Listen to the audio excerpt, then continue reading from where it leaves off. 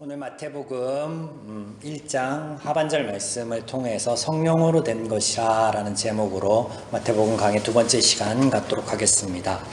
예수가 누구인가? 하나님의 아들 예수님께서 이 땅에 오신 이후 지금껏 계속되고 있는 이 질문에 마태는 유대인 공동체인 이 마태 공동체에게 이 질문에 대한 답을 하기 위하여 마태복음을 기록합니다. 본문을 보시면 예수님의 탄생과 이름을 구약의 예언과 연결하여 설명하고 있는 것을 볼 수 있습니다. 1장 전반부 족보를 통해서 예수님이 아브라함과 다윗의 언약을 성취하신 분임을 보여주었고, 그래서 언약의 성취로서 하나님께서 이루고 하나님께서 하신 그 사역의 결과로서 또 그 사역을 할 이로써 이 땅에 오시는 예수에 대해서 소개했다면, 오늘 1장 후반부의 말씀을 통해서 예수님은 구약의 예언의 성취이시다라는 점을 보여줍니다. 정리해 드리자면 예수님께서는 하나님께서 하신 언약에 대한 성취요, 예언의 성취라는 것입니다. 본격적으로 본문을 통해 예언의 성취로서의 예수님을 살펴보실 텐데, 지난주 오해를 할 수 있는 대목 한 군데를 조금 풀고 넘어가고자 합니다. 죄인인 인간들의 실패와 아픔 속에서도 그들이 아닌 하나님께서, 당신께서 하신 약속의 성취라는 의미로 예수님의 족보 이야기 속에 여인들이 등장하였다 말씀드렸습니다. 그래서 그 속에 등장하는 여인들은 이방 여인들이었고 비정상적인 결혼 생활을 간직한 여인들이라 하였습니다.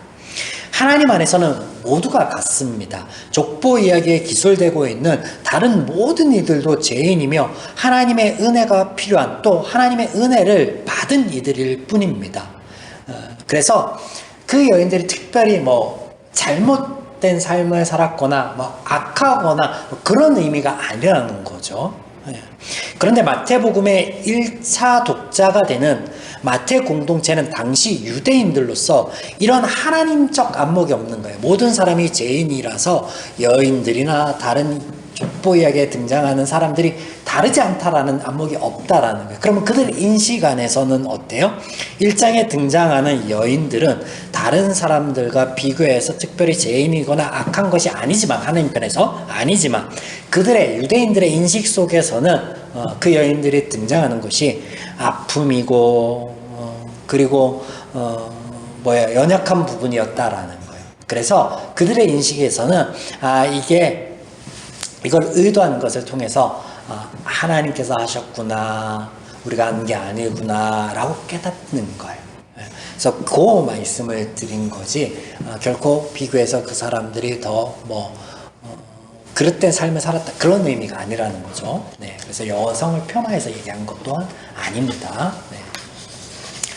네. 이 점을 염두에 두시고 본문 언약의 성취로서의 예수님 보실 텐데, 마리아가 예수님을 잉태한 것은 요셉과 정혼한 상태였을 때였습니다. 당시 유대 사회에서 정혼은 현대의 약혼보다 훨씬 더 강력한 구속력을 지니고 있습니다. 동거하지는 않았지만 결혼관계와 흡사한 효력을 지니고 있었다라는 거예요. 그래서 정혼한 남자를 이미 남편이라고 부르죠. 19절 말씀 보면 그의 남편 요셉은 의로운 사람이라, 아직 결혼을 하지 않았지만 요셉을 마리아의 남편으로 칭하고 있습니다. 정혼한 남자가 죽으면 남겨진 여자는 자연스럽게 미망인이 됩니다. 왜냐하면 결혼하고 동일한 효력을 가지고 있으니까. 네. 또 남편은 공적인 결혼 예식 후에야 정혼한 여자를 집으로 데려올 수 있었습니다. 그래서 약혼 예식, 그 이후에 결혼 예식 후에 동거할 수 있었다는 거죠. 엄격하게 그렇게 돼 있었어요. 그래서 24절, 그의 아내를 데려왔으나 결혼 예식을 취하고 데려왔다라고 표현하고 있죠. 여기서 잠깐 예수님께서 성령으로 잉태되었다라는 사실이 의미하는 것이 무엇인가, 이것을 짚고 이야기를 마주 해야 될 것 같습니다. 성령으로 잉태되었다. 특별히 구약 성경에서 하나님의 영은 하나님의 대리인 혹은 동역자로서 등장합니다. 두 구절만 찾아보시면 창세기 1장 2절, 땅이 혼돈하고 공허하며 흑암이 깊음 위에 있고 하나님의 영은 수면 위에 운행하시느니라. 천지창조 때 등장하죠. 그리고 에스겔 37장 1절 예언서에 등장하는데 여호와께서 권능으로 내게 임재하시고 그의 영으로 나를 데리고 가서 골짜기 가운데 두셨는데 거기에 뼈가 가득하더라. 그래서 에스겔의 그 환상 장면에서 여호와의 영이 사역하고 등장하는 거 볼 수 있습니다. 마리아가 예수님을 잉태하는 사건 가운데 성령께서, 이런 성령께서 등장하셨다라는 것은, 하나님의 영이 등장하셨다라는 것은 이 일은 하나님께서 주관하셨다라는 거예요. 마리아가 잉태한 사실, 이 일을 요셉이 알았을 때 요셉은 합법적으로 조용히 파혼하기를 결심합니다. 앞서서 이 결혼 예식과 또 그 호칭 그리고 데리고 오는 거 이런 거에서 엄격하게 이렇게 구분이 있었다라고 했잖아요. 그래서 이거 파혼 사유라든지 뭐 이런 것들도 율법, 그들이 얘기하는 이 율법에 엄격한 규정이 있었습니다. 그래서 율법에 의하면 부정을 저지른 사람은 돌로 쳐 죽여야만 했습니다. 그러나 예수님 당시에는 예수님 당시에 신명기 24장 1절을 근거로 이혼이라는 것이 법제화되어 있었습니다. 율법으로 의하면 돌로 쳐 죽일 수 있으나 이혼 제도가 법제화되어 있어서 신명기 24장 1절을 근거로 법제화되어 있어서 조용히 파혼하려고 했다라는 거죠. 사람이 아내를 맞이하여 데려온 후에 그에게 수치되는 일이 있음을 발견하고 그를 기뻐하지 아니하면 이혼 증서를 써서 그의 손에 주고 그를 자기 집으로 내보낼 것이니. 이 말씀 신명기의 말씀. 요셉은 마리아를 정식으로 율법에 의해 처리할 수 있었지만 그렇게 하지 않았다라는 거예요. 그런 그에게 천사가 꿈에 나타나 이 일이 하나님으로부터 되었음을 알려줍니다. 내 아내 마리아 데려오기를 무서워하지 말라. 그에게 잉태된 자는 성령으로 된 것이라. 네. 하나님의 천사가 요셉의 꿈을 통해 지금 마리아와 요셉 사이에 일어난 일, 예수님의 탄생이 하나님의 계획하심으로 되었다라는 것을 보여주는 대목입니다. 성령으로 잉태된 것이라. 네. 이 말을 사용하였습니다. 하나님에 의해서 하나님의 계획하심으로 되었다라는 의미에서 성령으로 된 것이다. 또 예수라는 이름을 통하여 그 아들 예수님이 장차 어떤 일을 하기 위해 이 땅에 오셨는가라는 사역적인 측면, 이 성격을 알려주시는데 예수라는 헬라어 표기를 히브리어로 옮기면 여호수아입니다. 여호수아는 그 말 뜻이 무엇이냐? 여호와는 구원이시다입니다. 그래서 천사가 이를 풀어서 설명해 줍니다. 그가 자기 백성을 그들의 죄에서 구원할 자이심이라 라고. 이런 예수라는 이름의 뜻은 당시 유대인들이 기대했던 정치적인 메시아가 아님을 알리고 또 예수님의 사명을 이해하기 위한 배경으로서의 기능을 하게 되는 거죠. 본문 23절. 또 다른 이름이 등장하는데 그것이 무엇이냐? 임마누엘. 우리를 죄에서 구원하기 위한 이 일이 하나님께서 우리와 함께 하시겠다고 하신 약속의 성취입니다. 본문 23절은 이사야 7장 14절의 말씀을 인용한 것입니다. 제가 읽어드립니다. 그러므로 주께서 친히 징조를 너희에게 주실 것이라. 보라, 처녀가 잉태하여 아들을 낳을 것이요 그의 이름을 임마누엘이라 하리라. 하나님께서 죄인에게 너희를 구원하겠다라고 친히 보내신 사인, 징조가 바로 누구라는 거예요? 예수님이고 그의 탄생이었다라는 거죠. 하나님께서 하신 일, 예언의 성취이다라는 것을 지금 천사의 말을 통해서 우리가 알 수 있습니다. 우리가 말씀을 통해 보았듯 하나님께서는 참 인격적이고 신실하십니다. 억지로나 인색하게 하시는 일이 없으십니다. 그래서 더욱 감사하죠. 보십시오. 지금 좁게는 아내에게 생긴 부정적인 이 일이 아내의 부정이나 불순한 의도가 아닌 하나님께서 하신 일임을 하나님께서는 천사를 통해 요셉에게 설명하십니다. 억지로 하지 않아요.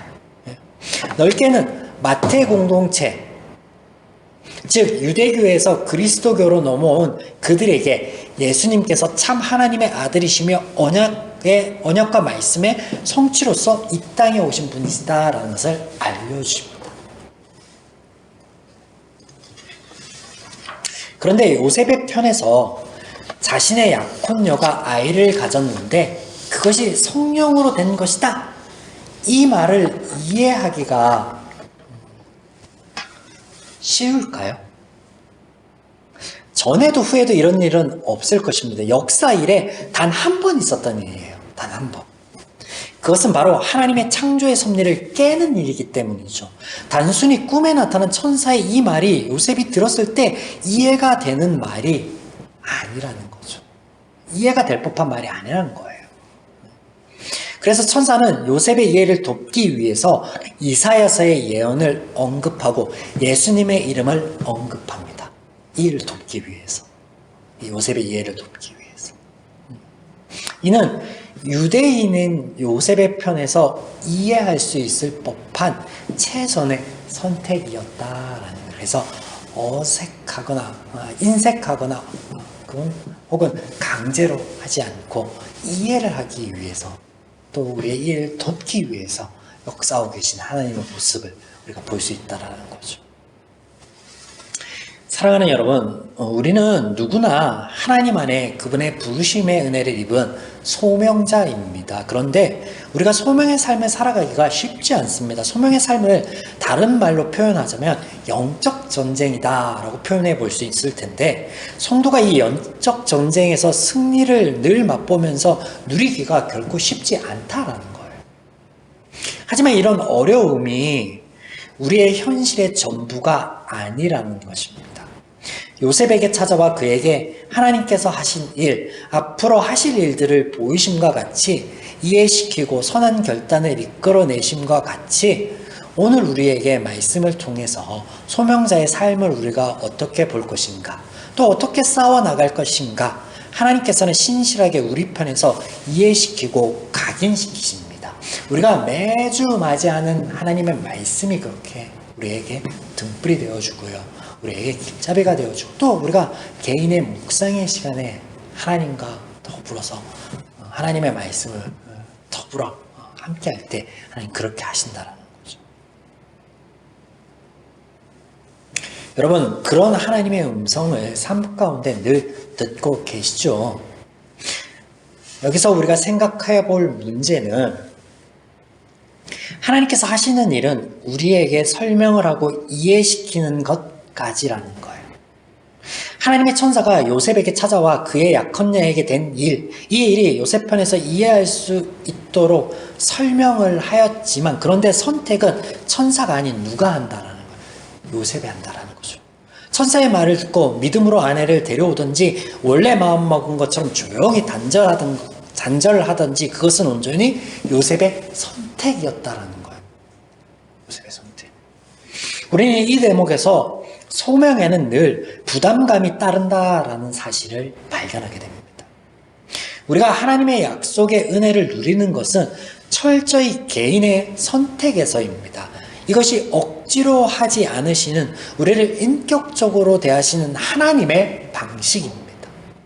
오늘도 나를 향해 함께 하겠다라고 하신 약속을 하나님께서는 신실히 지키십니다. 그 약속 안에 은혜를 누릴 수 있도록 나의 편에서 말씀을 듣게 하시고 깨닫게 하시는 것 또한 하나님께서 하십니다. 그 하나님께 감사하고, 또한 그 감사를 넘어 깨달아진 말씀에서 우리의 몫을 결단함으로 더 큰 은혜를 누릴 수 있는 저와 여러분에게 그 결단은 우리의 몫이라는 것을 잊지 않기를 주님의 이름으로 축원드립니다.